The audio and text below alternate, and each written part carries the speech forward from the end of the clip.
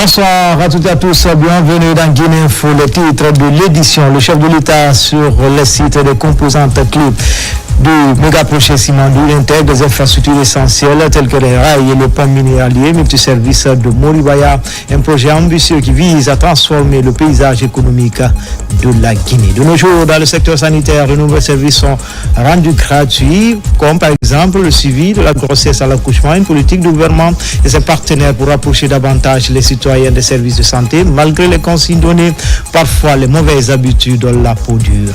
Enfin, concertation entre le directeur national du tourisme et les acteurs du secteur. La rencontre qui s'est tenue au gouvernorat de la ville de Conakry a permis de clarifier la mission de cette direction qui a déjà dans son escarcelle plus de 320 corps de métier. Voilà pour le sommaire. Encore une fois, bonsoir à tous. Nous vous annoncions depuis hier le chef de l'État sur le site des composantes clés du méga projet Simandou. Il intègre des infrastructures essentielles telles que les rails et le pont minéralier multiservice de Moribaya, un projet ambitieux qui vise à transformer le paysage économique de la Guinée en facilitant l'exploitation de ressources minières avec des infrastructures de transport modernes. Fatoumata Kourouma. Le chef de l'État, son Excellence le général Mamadi Doumbouya, a effectué une visite marquante ce samedi 22 mars 2025 sur les sites de deux composantes essentielles du méga-projet des mines de Simandou. Avec des infrastructures cruciales telles que les rails et le port minéralier multi-usagers et multiservices de Moribaya, ce projet ambitieux qui vise à transformer le paysage économique de la Guinée en facilitant l'exploitation des ressources minières et en améliorant les infrastructures de transport se concrétise jour après jour. C'est aux environs de midi que le bateau transportant le chef de l'État, son Excellence le général Mamadi Doumbouya, a accosté au quai du port de Moribaya où l'attendait une délégation gouvernementale incluant le ministre secrétaire général et porte-parole de la présidence, le général Amara Kamara, le ministre directeur de cabinet de la présidence et président du comité stratégique de Simandou, Djiba Diakité, ainsi que plusieurs ministres clés du gouvernement guinéen. Des ambassadeurs, des partenaires techniques et financiers, ainsi que des cadres de l'administration publique guinéenne ont également pris part à cette cérémonie collective. Après des échanges de poignées de main conviviales, le chef de l'État a passé en revue la troupe.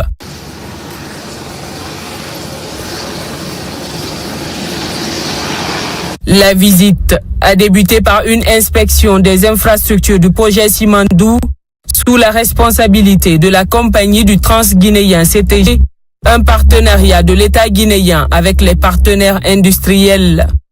Guidé par des experts passionnés, le président de la République a découvert les 150 km de rails déjà produits sur les 650 prévus, reliant Forêt-Caria à Beila, avec déjà 100 km de béton armé sur le long du corridor. Ces rails, fabriqués avec des aciers de type A, témoignent d'un savoir-faire exceptionnel et d'une qualité optimale. Le chef de l'État a également visité la gare qui sera dédiée aux opérations liées au projet, ainsi que les magasins de stockage destinés aux denrées alimentaires, des installations cruciales pour soutenir non seulement les travailleurs, mais aussi les communautés environnantes. Le poste de soudage a également été un moment fort de la visite, démontrant clairement l'ampleur des travaux en cours. Les experts ont rassuré non seulement le chef de l'État sur le respect des normes de santé et de sécurité au travail, mais aussi de leur importance pour garantir la pérennité du projet et la sécurité des travailleurs. Ce souci du détail démontre l'engagement profond du gouvernement guinéen sous le leadership du général Mamadi Doumbouya à assurer un environnement de travail sûr pour tous. Sur le site, l'atmosphère était électrisante, avec des travailleurs exprimant leur enthousiasme et leur gratitude pour les opportunités offertes par le projet Simandou. Ce dernier a déjà généré des milliers d'emplois directs et indirects, principalement pour les fils et filles de la localité, conformément aux clauses de respect du contenu local exigées par le général Mamadi Doumbouya.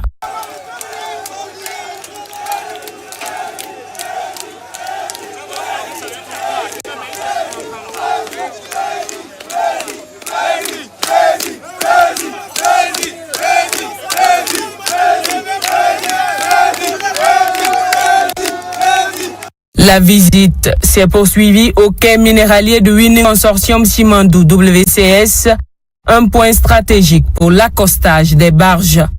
Là, le président de la République a pu observer les installations conçues pour faciliter l'exportation des ressources minières, un maillon essentiel de la chaîne logistique du projet qui ouvre les portes des marchés internationaux.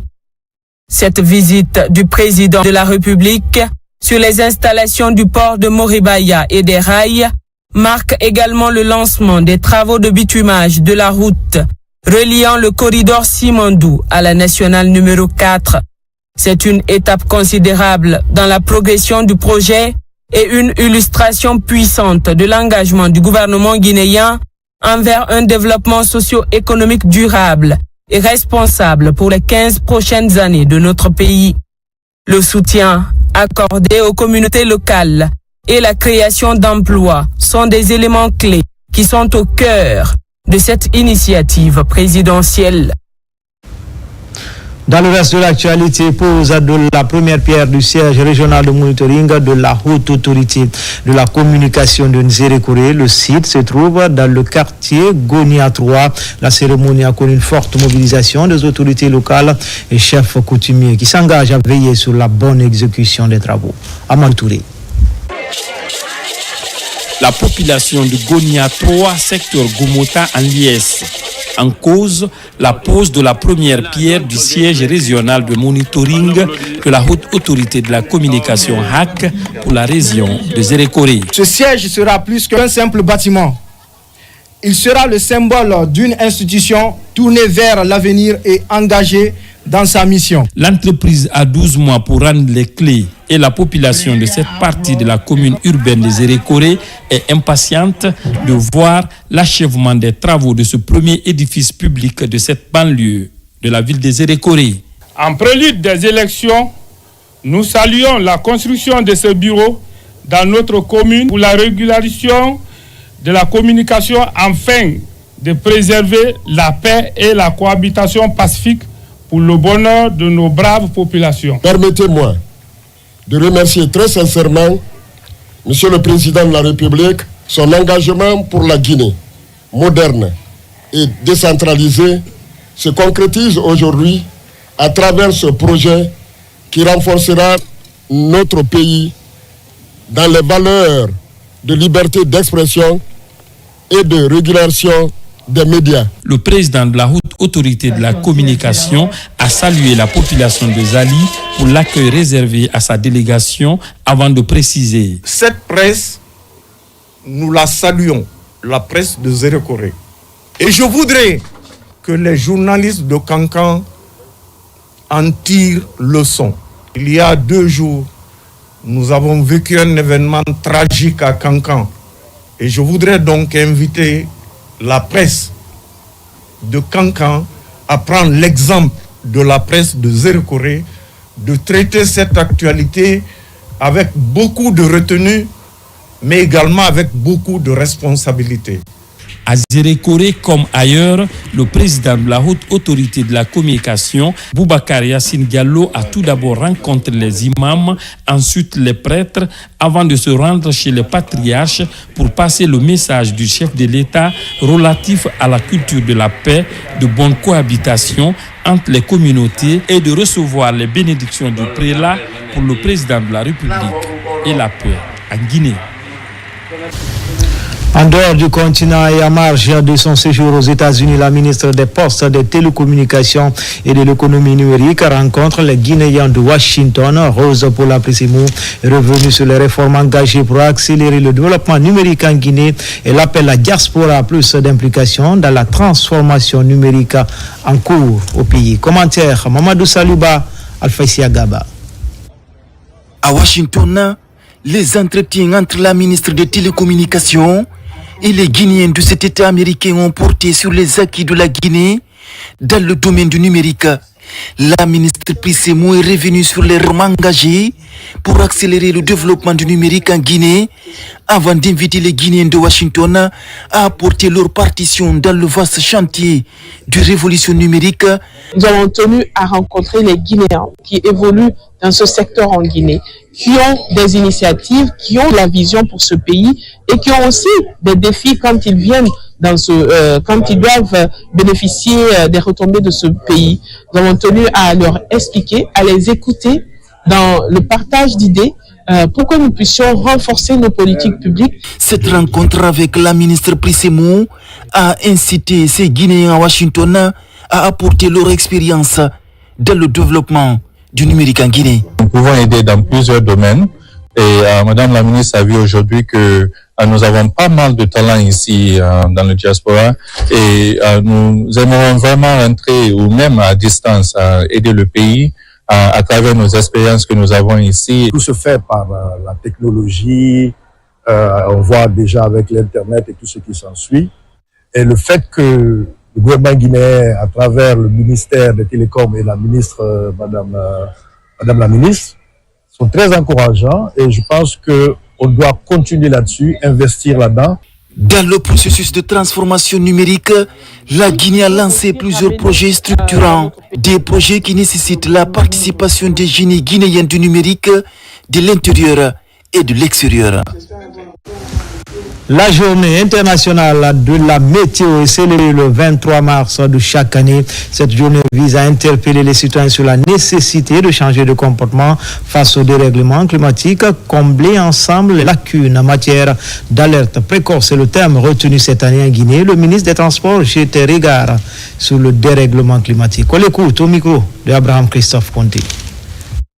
Le 23 mars de chaque année est consacrée Journée internationale de la météo. Cette journée met en lumière le rôle essentiel de la météorologie dans notre quotidien et dans la lutte contre le changement climatique. Cette année, le thème retenu par l'Organisation météorologique mondiale est combler ensemble les lacunes en matière d'alerte précoce. Une problématique qui attire l'attention des autorités compétentes. Le thème choisi pour cette année 2025 est combler ensemble les lacunes en matière d'alerte précoce. Ce thème a été choisi par l'Organisation mondiale de la météorologie pour souligner la nécessité et l'urgence de soutenir la mise en œuvre de l'initiative alerte précoce pour tous, pour sauver des vies, protéger les moyens de subsistance et améliorer la résilience des populations dans un contexte où les risques climatiques s'intensifient. Toutes les activités humaines sont soumises à l'influence du temps. C'est pourquoi il est urgent pour les gouvernements d'agir afin de léguer aux générations futures une planète vivante. Cette journée a été instaurée en 1961 pour commémorer la création de l'Organisation météorologique mondiale en 1950. Depuis, elle est une occasion de sensibiliser sur les avancées scientifiques en météorologie et sur les défis liés au climat. Les informations météorologiques occupent une place de choix dans la mise en œuvre des programmes du gouvernement de son Excellence le général Mamadi Doumbouya. Président de la République, chef de l'État, chef suprême des armées. Hautes priorités accordées aux secteurs vitaux comme l'agriculture, l'eau, l'énergie, les transports et la santé. L'Agence nationale de la météorologie a pour vision de devenir un leader incontesté national et régional en fournissant des services météorologiques et climatiques fiables et innovants. Les satellites et l'intelligence artificielle nous permettent d'anticiper les phénomènes météorologiques extrêmes comme les tempêtes et les vagues de chaleur et de mieux protéger les populations. Au compte des examens nationaux 2024-2025, des engagements sont renouvelés pour plus de rigueur pendant l'exercice. À Kanka, une rencontre est organisée pour renforcer la stratégie de lutte contre toute forme de fraude. En partageant leur expérience, les deux pays apportent des solutions pour surmonter les obstacles. Diamokaba. Dans le registre des préparatifs des examens nationaux, Aucun repos dans la région administrative de Kankan. Dans la ville de Nabaya, les acteurs se donnent rendez-vous pour afficher l'ambition du département de tutelle. Chacun expose ici son plan d'action pour valider de nouvelles feuilles de route. La précédente session est révisitée pour éviter les dérapages. Il sera débattu les différents problèmes rencontrés lors des examens, que ça va au CE, au BEPC, au BAC. Je crois que ça a été une innovation, 4 mois avant les examens, que tous les problèmes identifiés pendant les sessions passées soient identifiés et corrigés. Le système de surveillance domine également le débat pour tourner la passe des fraudes.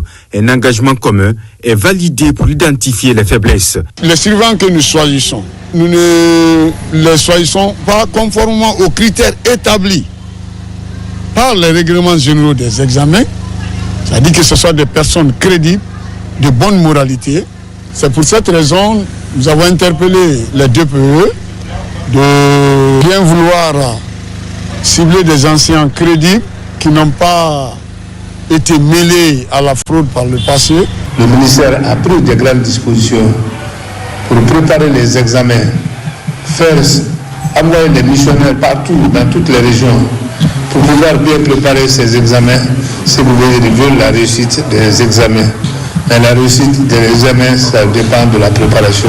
Cet autre programme du ministère de l'enseignement pré-universitaire et de l'alphabétisation est suivi à la loupe par l'inspection régionale de l'éducation de Kankan. L'engagement de cette nouvelle équipe est d'instaurer plus de rigueur en milieu scolaire. Les jeunes de Ratsoma, plus que jamais déterminés à prôner la citoyenneté dans cette commune. Une quinzaine suit actuellement une série de formations sur l'animation en milieu scolaire, ce dans le cadre du projet Jeunes Actifs, initié par la délégation spéciale. Yaya Silla. Ils sont une quinzaine de jeunes leaders, dont la plupart universitaires, qui bénéficient de cette formation en technique d'animation en milieu scolaire. Ils sont choisis pour leur engagement volontariste à servir la communauté de Ratoma. C'est dans le cadre du projet Jeunesse Active, Moncalieri d'Italie et la commune de Ratoma. C'est un projet de coopération décentralisée. L'objectif de ce projet, comme le nom l'indique, c'est de stimuler l'engagement des jeunes de Ratoma, mais aussi en Italie, dans le secteur de l'associatif. Donc de l'associatif dans les activités qui ont trait à l'éducation, la culture et la jeunesse de façon générale. Donc ici, on est en train de réaliser depuis aujourd'hui une formation qui va durer 3 jours pour former un groupe de jeunes de la mairie de Ratoma en technique d'animation en milieu scolaire. Ces jeunes animateurs et futurs superviseurs seront déployés dans les concessions scolaires pour aider à encadrer les écoliers afin de leur apprendre les actes de civisme. Les jeunes de notre commune qui se sont constitués en animateurs désormais ont un programme à travers lequel ils vont vulgariser un document de l'éducation civique dans les écoles afin de contribuer à améliorer le comportement de nos enfants en termes de civisme. Le programme d'investissement de la commune de Ratoma en matière de citoyenneté est très dense et varié. Il s'agira pour ces jeunes de créer des clubs littéraires, des clubs de théâtre ou encore des clubs de travail sécuritaire. Réception à l'aéroport Ahmed Sékou Touré de Conakry de 22 000 poussins en provenance de la Belgique. Ce premier lot fait partie du dispositif des mesures pour la relance des activités avicoles dans les exploitations touchées par la grippe aviaire en 2022. En tout, 500 000 poussins produits à l'international et sur le plan local doivent être remis aux aviculteurs. Foudi Kamara. Pour la relance de la filière avicole, après la grippe aviaire, les poussins annoncés par les autorités du monde rural sont à Conakry, en provenance de la Belgique.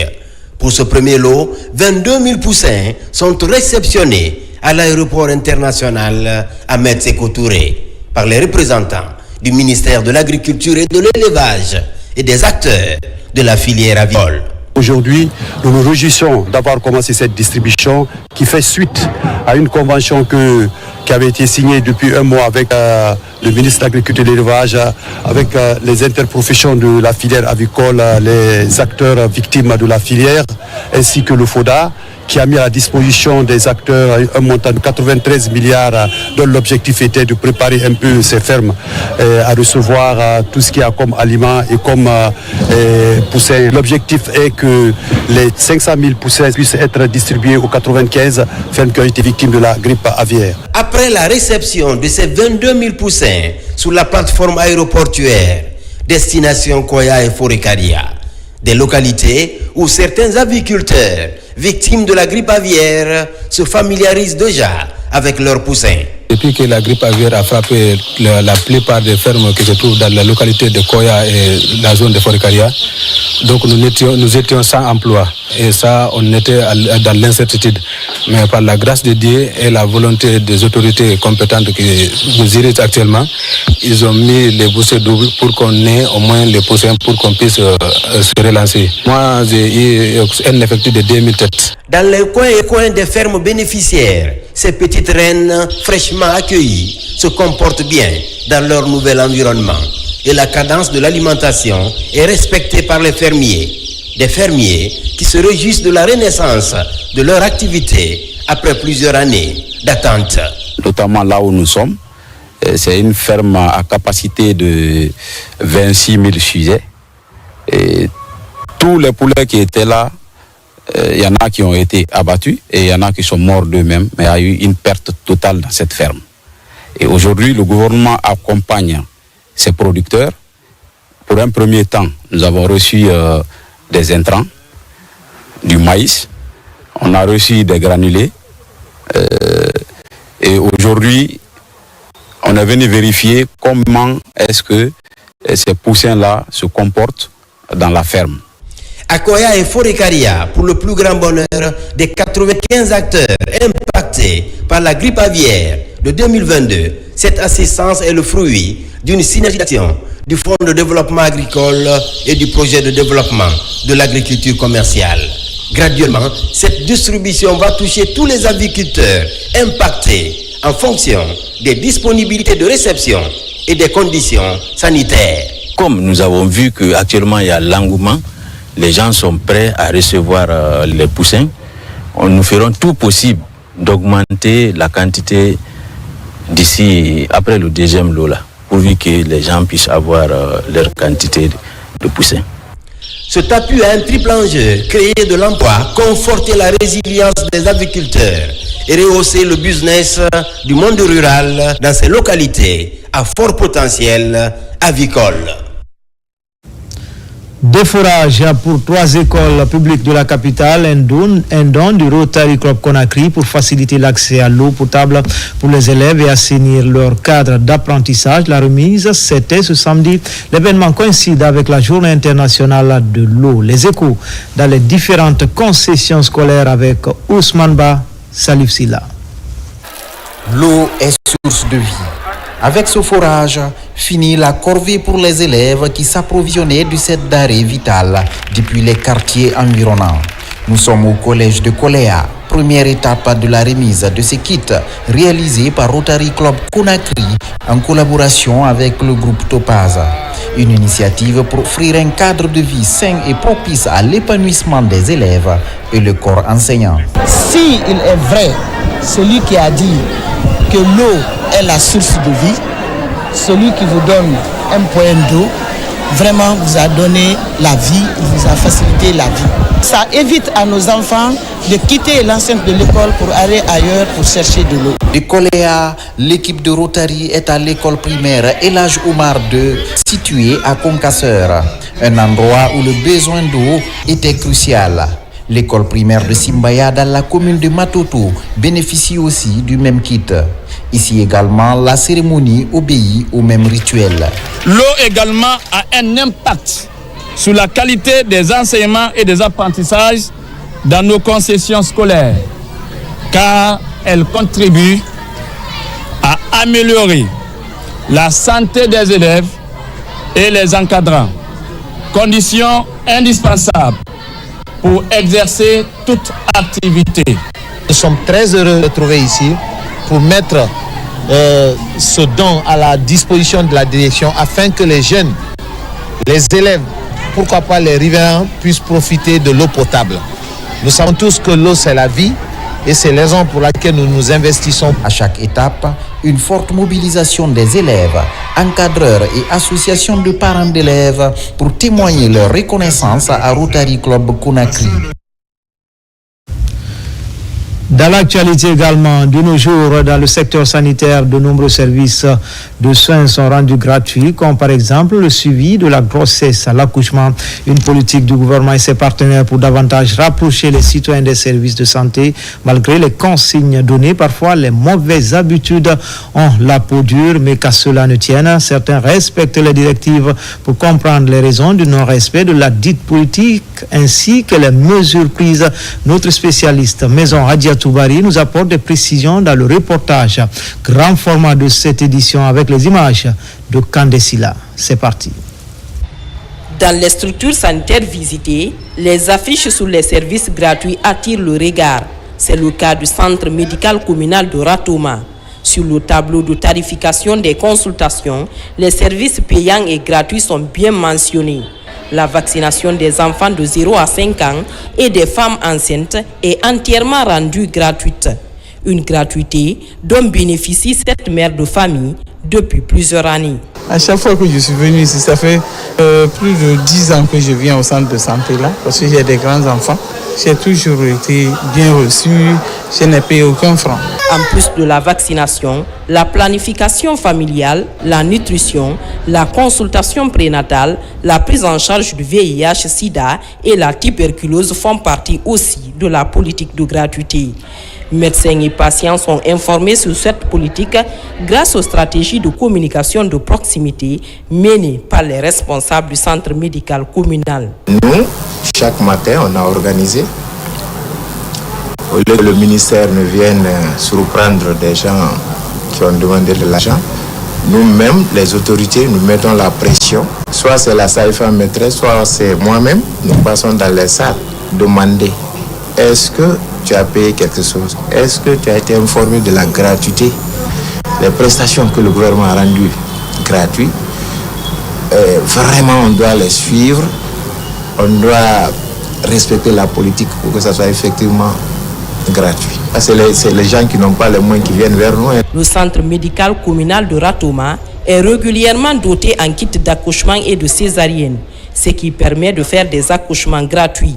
À la pharmacie de la structure sanitaire, les kits sont disponibles et leur livraison est soumise à des règles. Une fois qu'il y a un cas en maternité là-bas, qu'on doit césariser, le médecin vient avec l'accompagnant du patient, il vient avec le bon. Quand il vient avec le bon, on lui donne un kit césarien. Voilà, c'est gratuit. Les femmes qui accouchent dans la voie normale, dans la voie basse, ça c'est kit d'accouchement. Ça aussi c'est gratuit, on donne ça. Et les femmes là qui ont besoin de saler là-bas pendant l'accouchement, ça aussi c'est gratuit. Ça aussi c'est à travers un bon. Dès qu'il y a pré-rupture, on lance la commande, on appelle. On informe l'autorité compétente de la pharmacie pour nous ravitailler. Il y a parfois des éléments qui manquent. Vous pouvez trouver des kits qui sont démembrés. Tu peux trouver dans un kit, le nombre de fils n'est pas effectif. Et vous cherchez à l'hôpital, si vous ne trouvez pas, voilà, vous pouvez prescrire. Il y a des pathologies aussi, vous trouvez que la femme est hypertendue et que les molécules qu'il faut pour cela ne sont pas prévues dans les kits. Là, nous prescrivons. Vous pouvez trouver que c'est une sonde, la poche commandée n'est pas sur le kit, poche à urine quoi, n'est pas dans le kit, c'est pas dans la pharmacie. Donc nous prescrivons ces éléments, le cathéter, des trucs simples qui manquent parfois. Et les parents ne se plaignent pas parce que ce n'est pas des coûts élevés. Souvent objet de polémique dans certains centres hospitaliers de la Guinée, la gratuité de la césarienne semble respectée ici. Donc j'ai fait césarienne hier à 22h et c'était bien passé, alhamdoulilah.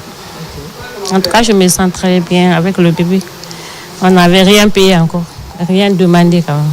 Au centre de santé de Lambagny, c'est la sensibilisation au quotidien sur le respect de la gratuité. Les jours de grande affluence sont ciblés pour passer le message dans les différentes langues locales. Les 85% de nos services sont gratuits. Et chaque fois que moi je trouve aussi qu'il y a vraiment du monde et que j'ai le temps, je viens sensibiliser la population. Parce que malgré qu'on a écrit partout, on a mis, il y en a qui ne sont pas lettrés. Et même ceux qui sont lettrés, le Guinéen n'aime pas lire. Les gens vont venir sans prêter attention. Donc il faut toujours venir vers eux et leur parler et leur dire que nous avons des services gratuits. Depuis plusieurs années maintenant, la Guinée a opté pour la gratuité d'un certain nombre de prestations de soins dans l'ensemble des hôpitaux publics du pays. Cependant, la mesure souffre d'un non-respect par endroits. Il y a toujours des agents qui souhaitent que les patients payent quelque chose. Ces derniers temps, nous avons appréhendé pas mal d'agents dans ce sens. En tant que directeur régional de la santé, j'ai mis des cellules de veille entre les services de maternité et la pharmacie pour retracer, n'est-ce pas, l'itinéraire de ces kits-là. Et je me rends compte par endroit que le nombre de kits sortis, n'est-ce pas, à la pharmacie est supérieur au nombre d'accouchements de CPN et de césariennes enregistrés dans les services de maternité. Ce mécanisme de contrôle, c'est ce qui me permet de voir ça. Ça veut dire tout simplement qu'il y a des kits qui sont utilisés autrement. Alors, on s'est mis à rechercher. C'est vrai qu'on a trouvé que certains kits étaient nettement utilisés pour envoyer dans les cliniques privées. Et ces cliniques-là, ceux qui se sont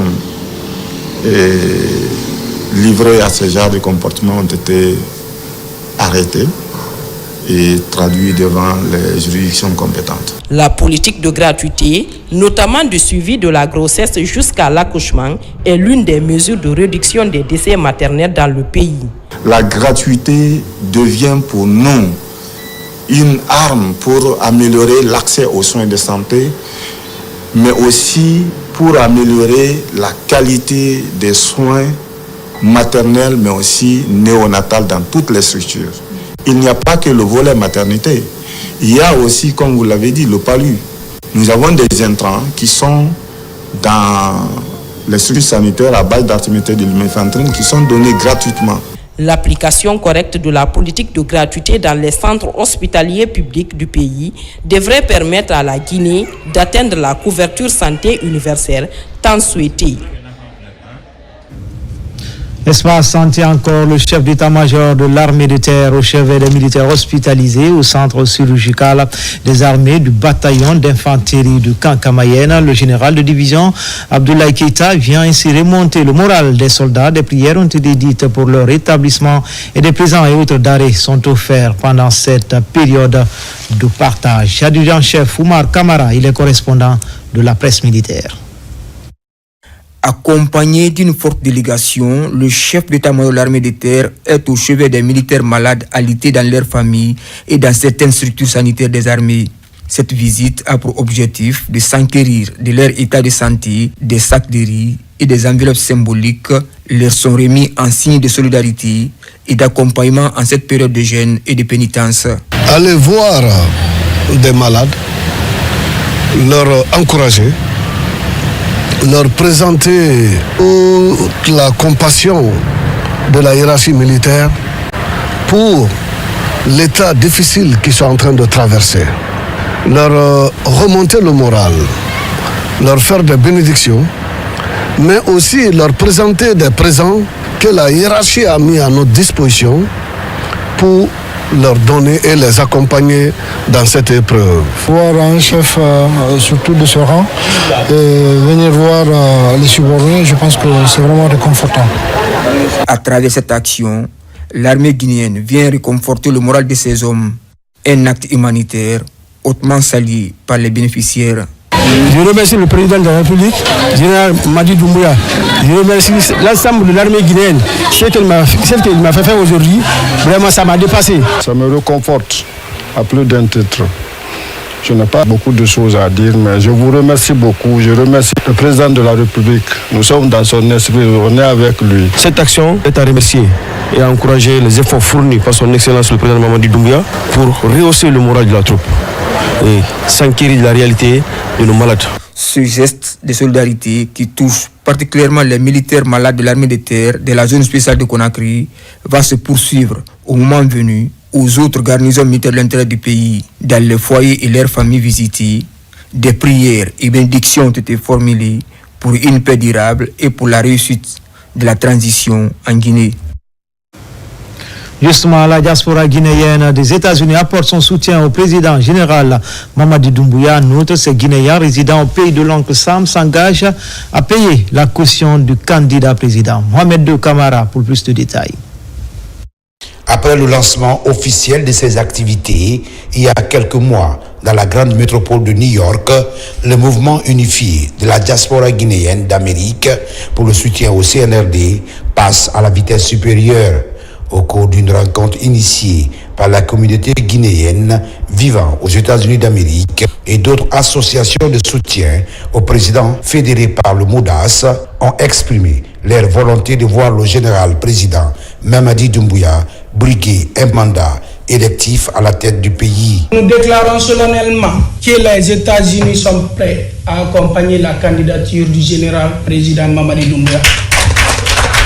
Les États-Unis déclarent officiellement de payer la caution de Monsieur le Président pour la candidature prochaine. Il est une chance pour nous.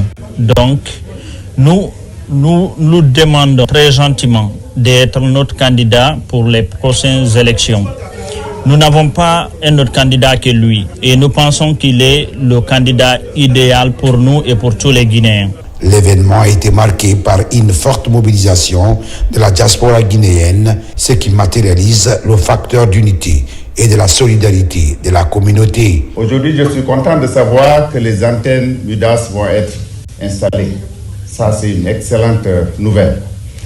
Mais soutenir la candidature du président Mamadi Doumbouya et financer sa caution pour la présidence, je pense que c'est une action noble.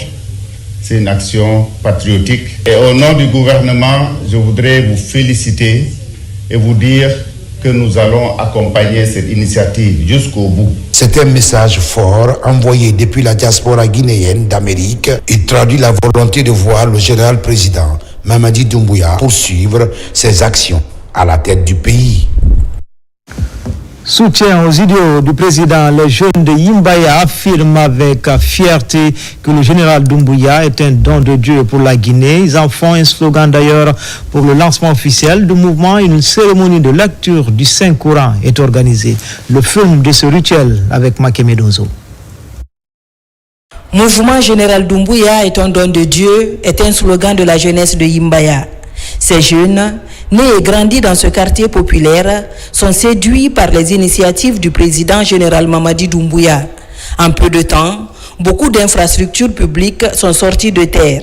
Des initiatives de développement qui visent à améliorer les conditions de vie des populations. Notre cher quartier Yimba École, qui a eu les privilèges du général Mamadi Doumbouya en nous dotant d'une infrastructure scolaire moderne dans l'enceinte de l'école Hadja Saba, mais aussi de 2 hôpitaux dignes de nom, ainsi que la meilleure des mairies en construction et évidemment une gare routière en prévision. Nous sommes tous conscients de ce que notre très cher président, le général d'armée Mamadi Doumbouya, son excellence, nous voyons à travers tout le pays les infrastructures qui sont en train d'être construites.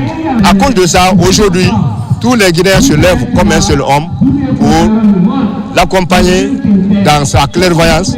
Ils passent par la lecture du Saint-Coran pour manifester leur soutien aux idéaux de développement prônés par le président général Mamadi Doumbouya. Le général Mamadi Doumbouya est un don de Dieu.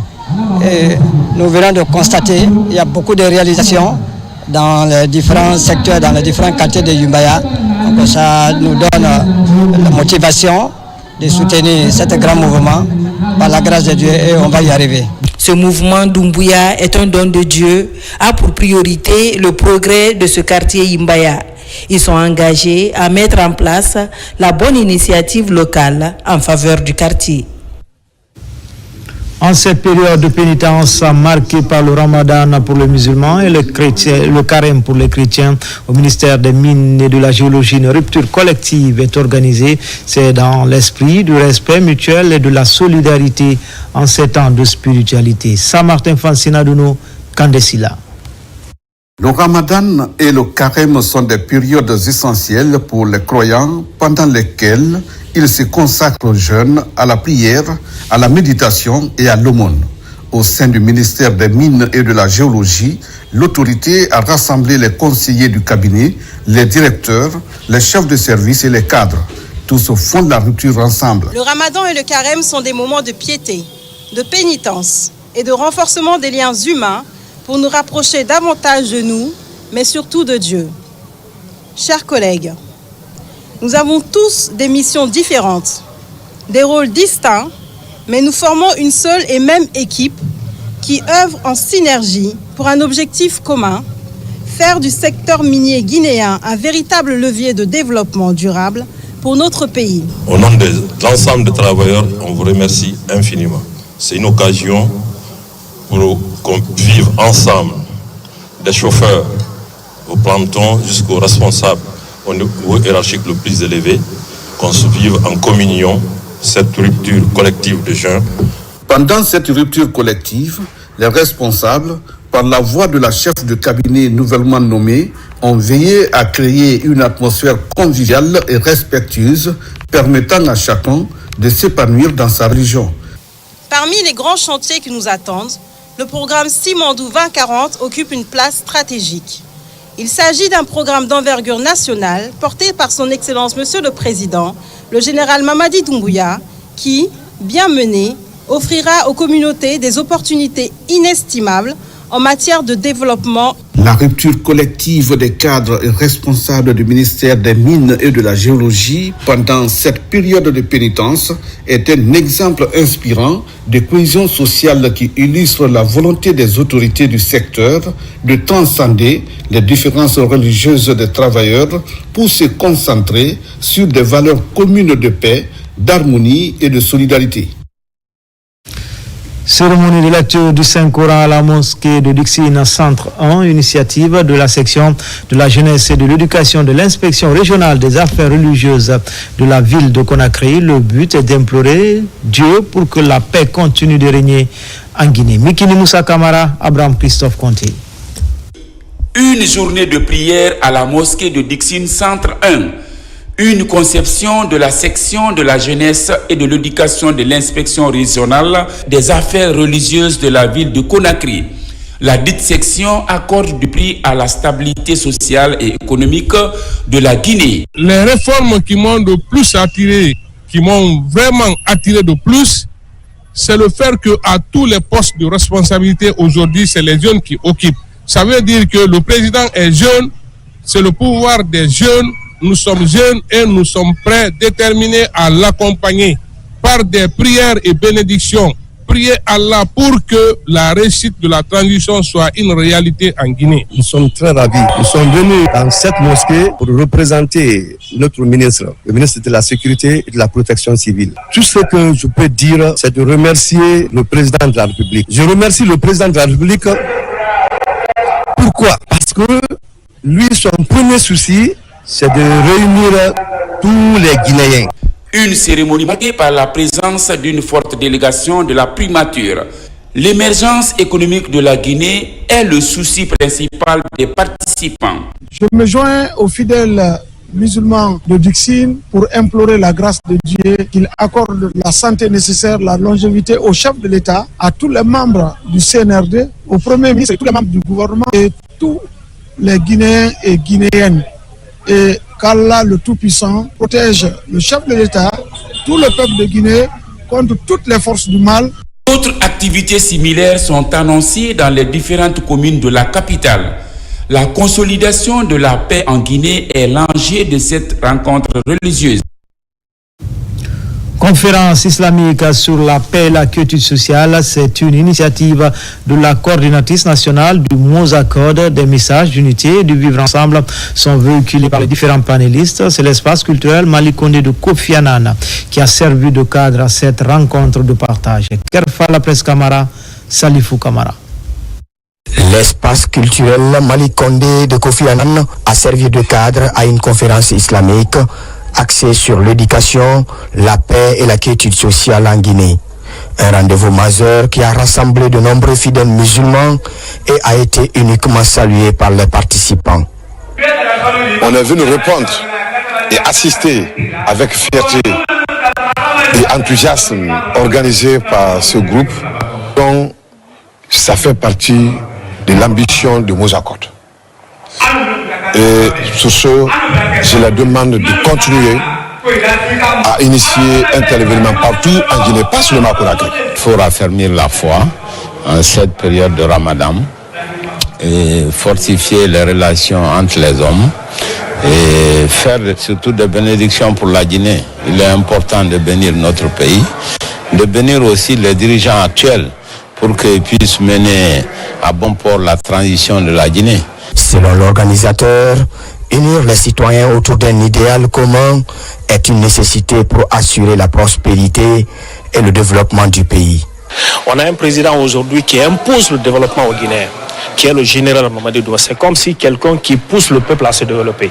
Et alors nous jeunes, au sein de l'association Mandé Forum Group, on a pensé contribuer à notre manière afin d'aider le président, afin d'aider le pays, prier pour le pays, prier pour la paix et sensibiliser les jeunes afin d'aller vers la paix, afin d'aller vers une cohésion sociale. Cette conférence, qui valorise les principes islamiques et culturels, ambitionne de sensibiliser la population guinéenne à l'importance de la cohésion sociale et du vivre ensemble pour bâtir une nation forte et prospère.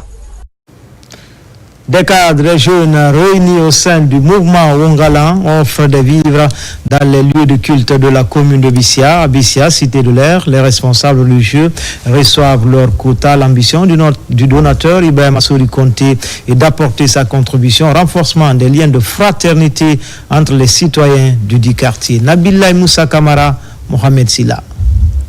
En ce mois de Ramadan, les œuvres de charité ne cessent de se multiplier dans plusieurs lieux de culte de Conakry. Ici, à la mosquée Rouredé de la Cité de l'Air, plusieurs sacs de riz sont offerts aux responsables religieux de ce quartier. Cette action humanitaire est opérée par le mouvement Wongalan. Une occasion pour les membres de réitérer leur adhésion aux actions de développement enclenchées dans leur quartier sous l'ère CNRD. J'ai trouvé M. Conte ici, le grand donateur, qui veut aider la jeunesse, la mosquée. Je suis vraiment contente. Je le remercie de tout ce qu'il est en train de faire pour la Guinée tout entière, pour le chef de l'État. Je le remercie. Les imams sont nos représentants. C'est eux qui prient pour nous. Tout ce qu'ils demandent pour nous, la jeunesse, Dieu va l'accepter. Donc nous avons jugé utile, c'est des pères de famille, nous avons jugé utile de les donner ces dons-là. Nous demandons le gouvernement, nous demandons toutes les personnes de bonne volonté de venir assister notre mosquée. Touchés par ce geste de solidarité, les bénéficiaires ont exprimé leur reconnaissance à l'endroit des membres du mouvement Wongalan.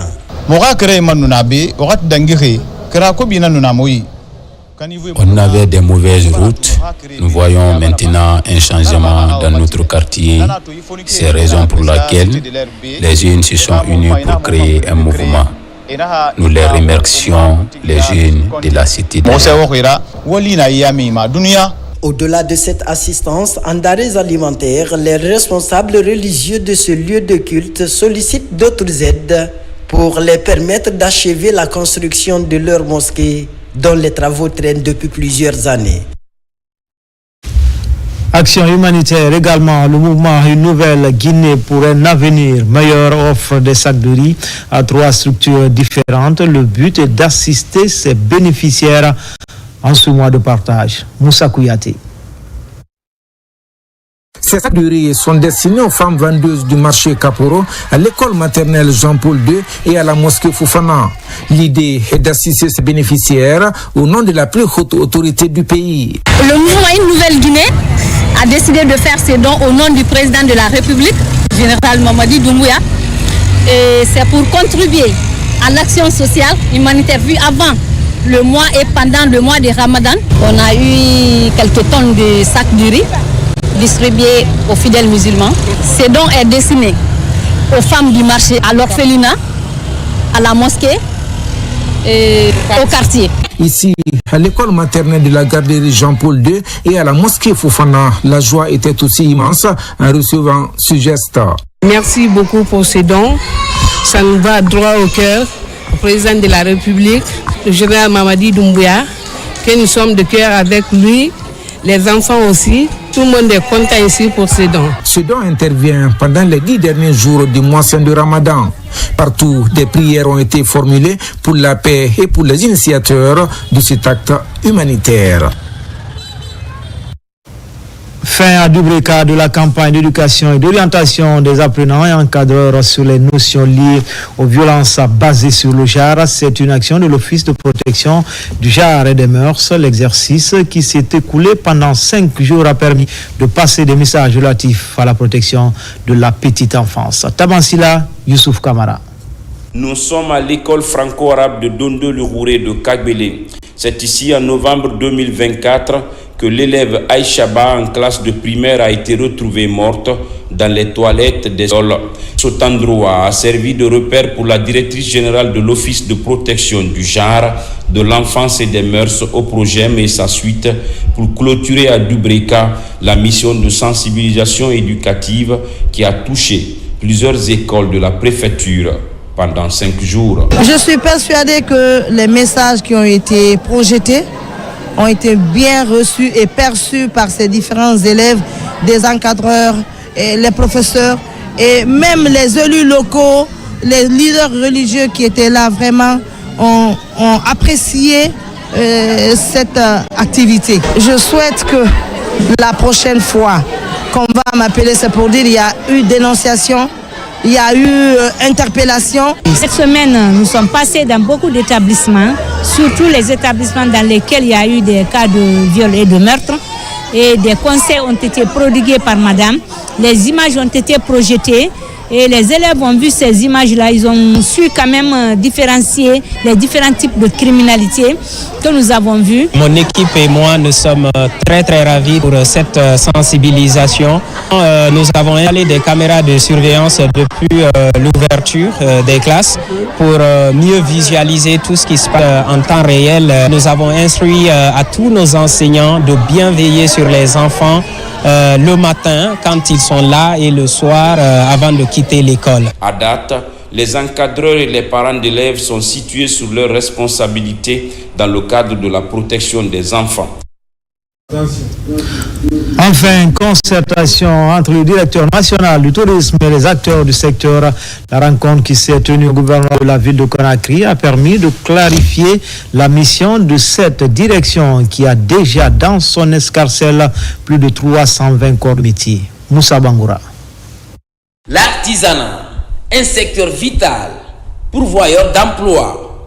Pour mieux valoriser cette corporation, ici au gouvernorat, la direction nationale du tourisme échange avec les responsables communaux, organisations professionnelles et acteurs du secteur. Notre plan d'action opérationnel vient d'être approuvé. Ce plan contient des activités dont nous allons mettre en œuvre au cours de cette année. Donc, comme nous le faisons avec les acteurs, il faudrait que ces acteurs-là soient informés par rapport à ces activités. Mieux que cela, bientôt, nous allons mener une action en commun accord avec le ministère du Plan de la Coopération internationale, une enquête qui concerne les entreprises artisanales. Tout ce qu'on fait presque en Guinée est artisanal, dans tous les secteurs. Vous avez même la pêche artisanale. Nous sommes en train de mettre tous les efforts pour que ce secteur puisse se développer. Ce rendez-vous du gouvernorat a permis de rappeler la mission de cette direction, mais également expliquer le niveau d'avancement des travaux de construction des villages artisanaux. Ce genre d'initiative nous va droit au cœur, surtout à notre direction de la promotion de DNA. Parce que la direction aujourd'hui appuie beaucoup les artisans pour la participation à ces différentes foires à l'étranger et au niveau de la Guinée. Ça, c'est des actes salutaires. C'est une première de nous présenter les activités claires que l'État a définies pour pouvoir accompagner le secteur. Ce résultat qui vient d'être présenté nous prouve à suffisance que l'artisanat n'a pas été mis à côté. À date, de nombreux résultats sont enregistrés au niveau de l'artisanat. Malgré ces acquis du département de tutelle, beaucoup reste à faire pour aller de l'avant dans l'unité d'action. D'autres rencontres sont prévues à l'intérieur du pays les jours à venir. C'était tout pour les infos. Grand était le plaisir pour moi de vous servir pendant ces 3 jours d'affilée. L'actualité se poursuit sur le www.rtgguinée.info. À bientôt pour d'autres actualités sur la Guinée, notre paradis, terre de richesse et d'innovation. Inch'Allah.